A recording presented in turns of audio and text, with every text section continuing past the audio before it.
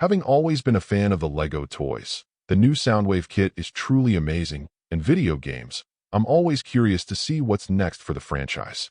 While my wife and I have enjoyed playing the licensed big-time titles in the series together, their smaller releases have also tended to be excellent.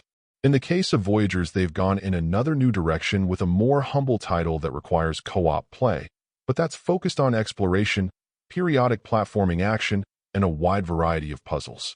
While my wife and I absolutely had a good time with it, that isn't to say it doesn't have some weaknesses though. Starting with what's positive, there's no question that it opens with a more light and family-friendly vibe.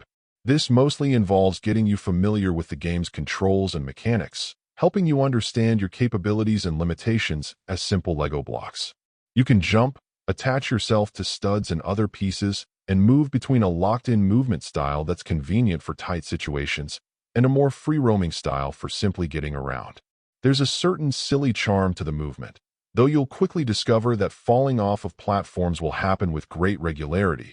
But thankfully, there's really no penalty for this, since it will quickly put you back where you were last almost every time. Assembling blocks does work well enough to be functional, but it can also make for a confusing struggle at times, since precision absolutely won't always be on your side.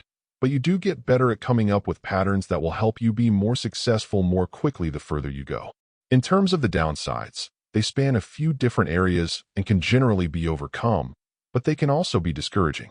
I think my biggest issue was often problems with depth perception, especially as much as the game insists on you making jumps involving the things you construct.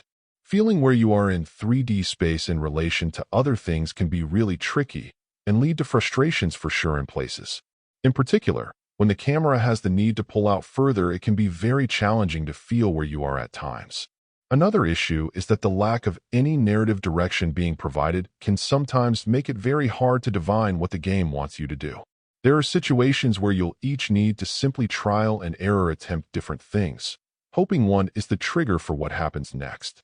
The last concern is a double-edged sword, as my wife and I appreciated the complexity of some of the puzzles we needed to work through and solve, but because of them, I'm not sure it will work out to play it with less seasoned gaming companions like younger kids.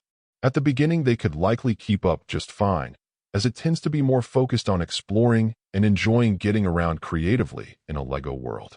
The further it gets, though, you'll need to do some brainstorming to work out how to get past specific obstacles and situations.